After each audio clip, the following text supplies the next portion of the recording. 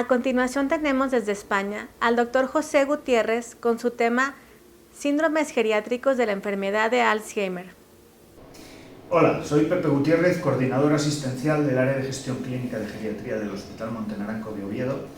En primer lugar, me gustaría darles las gracias a los organizadores de este segundo simposio virtual iberoamericano y en especial a la doctora Ana Coto por haberme invitado a participar con la ponencia Síndromes geriátricos en la enfermedad de Alzheimer.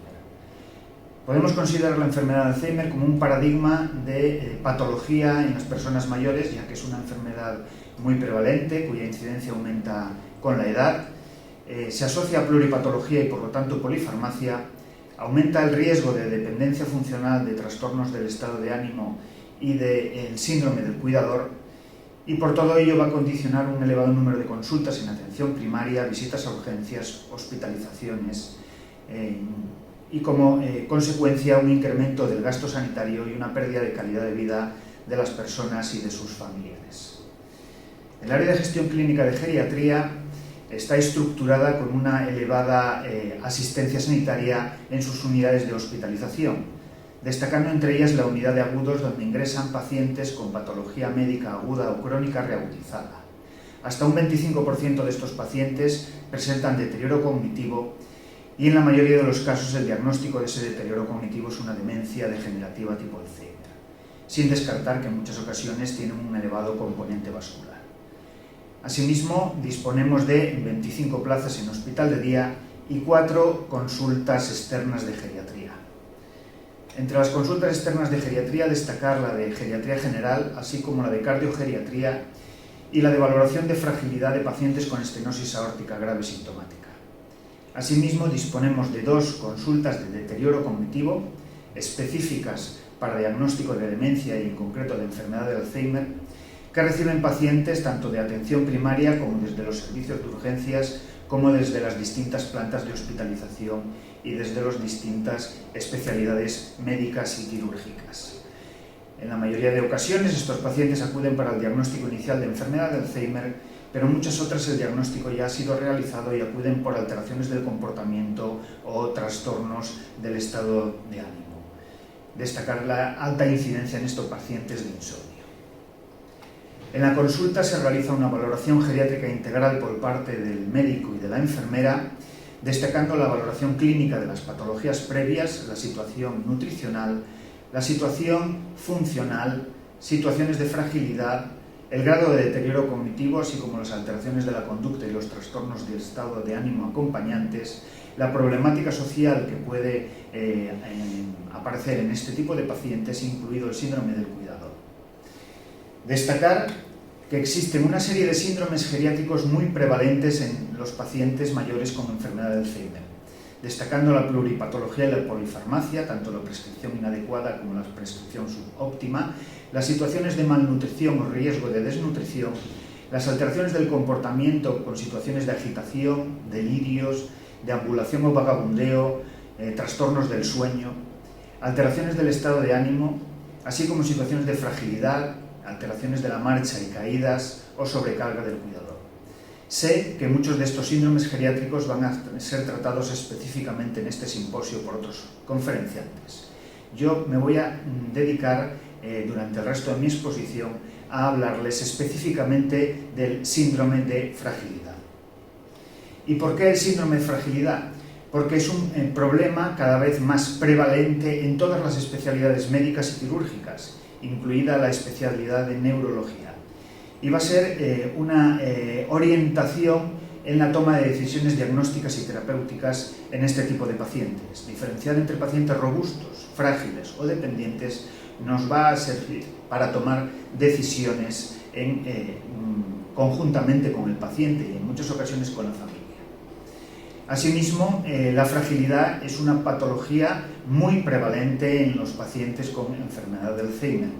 De hecho, va a haber una relación bidireccional, como veremos a continuación, en aquellos pacientes con enfermedad de Alzheimer tendrán más riesgo de desarrollar síndrome de fragilidad y aquellos pacientes con fragilidad tendrán más riesgo de desarrollar enfermedad de Alzheimer y situaciones de dependencia funcional en la enfermedad de Alzheimer. y es que a lo largo de los últimos años se ha objetivado que los pacientes con enfermedad de Alzheimer y fragilidad van a tener más síndromes geriátricos, como caídas, fracturas como consecuencia de las caídas, situaciones de delirium fundamentalmente con la enfermedad aguda y los ingresos hospitalarios, situaciones de trastornos del estado de ánimo, malnutrición, dependencia funcional, incontinencia urinaria, desarrollo de úlceras por presión y polifarmacia. Es más, ya desde hace años sabemos que aquellos pacientes con demencia y específicamente con enfermedad de Alzheimer que son frágiles van a tener con respecto a los pacientes robustos más incidencia de hospitalización, de institucionalización en centros residenciales y de muerte. Asimismo, durante el último año se han publicado diversos artículos que relacionan la enfermedad de Alzheimer con la fragilidad. Traigo dos de ellos. En el primero, la gráfica de la izquierda, se objetiva que en un seguimiento de 4,5 años, aquellos pacientes con deterioro cognitivo leve que presentan fragilidad van a tener mayor deterioro cognitivo a los 4 años y medio que aquellos pacientes robustos. En la figura de la derecha podemos ver que aquellas personas en situación de sarcopenia, otro síndrome muy vinculado a la fragilidad, van a tener unas situaciones de inflamación sistémica y de estrés oxidativo que van a condicionar mayor deterioro funcional. Así pues, va a haber una relación bidireccional, como comentaba al inicio, entre fragilidad y enfermedad de Alzheimer. A mayor fragilidad de Alzheimer, a mayor enfermedad de Alzheimer, mayor riesgo de fragilidad, y esa fragilidad con el paso del tiempo va a condicionar mayor deterioro cognitivo en estos pacientes. Ahora bien, ¿de qué hablamos cuando hablamos de fragilidad? El ser humano, desde que nace, desarrolla una serie de actividades funcionales y cognitivas que le permiten realizar una vida independiente en la sociedad. Y esto debería de ser así durante toda su evolución natural hasta el momento de la muerte. Un ejemplo es Chayito, una ciudadana mexicana nacida en el año 1910, que en el año 2005, con 95 años, participó en la Olimpiada de Mayores de Donosti, aquí en España, en San Sebastián, en la categoría de 200 metros para mayores de 95 años. Esta mujer era una mujer robusta a sus 95 años. Sin embargo, no todos somos como Chayito. A lo largo de nuestra vida y a partir de los 30 años hay una serie de cambios moleculares que afectan fundamentalmente a orgánulos celulares como el retículo endoplásmico liso y las mitocondrias, condicionando una serie de cambios en las células y en el espacio intercelular y, por tanto, en los órganos o sistemas. Esto va a reducir el rendimiento de los órganos o sistemas, de forma que estos, ante una injuria, ante una situación de estrés, van a tener menor respuesta que en el adulto joven.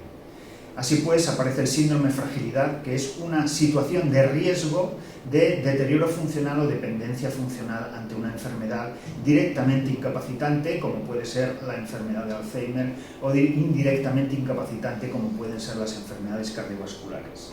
De esta forma podemos diferenciar tres tipologías claras de personas: aquellas robustas, donde la toma de decisiones debe de ser la misma que en el adulto joven; aquellas dependientes, donde debemos de excluirles de muchas medidas diagnósticas y terapéuticas, porque serían situaciones de futilidad, que en realidad lo único que condicionarían sería iatrogenia y más riesgo de muerte en estas personas; y aquellas personas frágiles, en las que las decisiones van a depender de esa valoración geriátrica integral que comentaba al inicio de la exposición. Ahora bien, el constructo de fragilidad no está perfectamente definido. Hay distintos ítems que diferentes autores incluyen dentro de esa definición de fragilidad, como pueden ser pérdida de peso, debilidad muscular, fatiga, cansancio, disminución de la velocidad de la marcha, bajo nivel de actividad física, situaciones de deterioro cognitivo, incluso deterioro cognitivo leve, trastornos del estado de ánimo, marcadores bioquímicos como pueden ser proteínas, hipoproteinemia, hipoalbuminemia, arteriosclerosis, déficit de vitamina D. Así pues, se han descrito distintos instrumentos para evaluar la fragilidad, realizar screening de fragilidad y evaluar la fragilidad. En la diapositiva reflejo en negrita aquellos con mayor sensibilidad y mayor valor predictivo negativo, destacando el fenotipo Fright, la escala de fragilidad y el SPPB. En nuestro servicio, en todas nuestras unidades, evaluamos la fragilidad utilizando el SPPB por ser un instrumento muy objetivo que va a depender muy poco de las respuestas del entrevistado y del entrevistador. Son 3 ítems que evalúan el tiempo en que el paciente puede permanecer de pie, en situación de tándem y semitándem, el tiempo que el paciente tarda en recorrer 4 metros, la velocidad de la marcha, y el tiempo que el paciente tarda en levantarse de la silla sin ayuda 5 veces. En la puntuación global, que puede ir entre 0 y 12, se establecen 3 estratos que dividen pacientes robustos, prefrágiles y frágiles. Es necesario reflejar en este momento que aquellos pacientes con enfermedad de Alzheimer que sean dependientes, que ya tengan esa dependencia para bañarse, para asearse, para vestirse, incluso puedan estar realizando vida cama silla de ruedas, podrá ser revertida la situación de dependencia en algunos casos mediante rehabilitación específica, aunque esto será una reversión muy poco probable y muy difícil. Sin embargo, aquellos pacientes que presenten enfermedad de Alzheimer que tengan fragilidad, sí se puede revertir la fragilidad y de hecho debemos de pautar en estos pacientes una serie de recomendaciones para revertir esa fragilidad mediante una adecuada nutrición y mediante el ejercicio físico multicomponente. En nuestras consultas de demencias, tras detectar situaciones de fragilidad, intervenimos sobre las personas realizando prescripciones de ejercicio físico multicomponente que incluye ejercicios de resistencia, de fuerza, de equilibrio y de flexibilidad. Y para ello utilizamos el BB-Frail, un programa desarrollado por los doctores Rodríguez Mañas y Miquel Izquierdo en el Hospital Universitario de Getafe y la Universidad Pública de Navarra, que adapta una serie de ejercicios físicos que vienen reflejados en distintas ruedas en función de que el paciente sea robusto, prefrágil, poco frágil o muy frágil. Tienen toda la información en la página web BB-Frail y consta el programa de app que pueden descargarse en sus móviles o en sus iPad y pueden recomendar a sí mismo porque toda la información y todas las recomendaciones son abiertas al público, a descargarlo a sus pacientes y a sus cuidadores principales. ¿Por qué ejercicio físico en las personas mayores? Se han publicado distintos originales en los últimos años, traigo este de Wall, donde establece que aquellas personas con una carga moderada de marcadores fisiopatológicos de enfermedad de Alzheimer, cuando son pacientes robustos, van a tener menos riesgo de desarrollar deterioro cognitivo y, por lo tanto, el síndrome de demencia.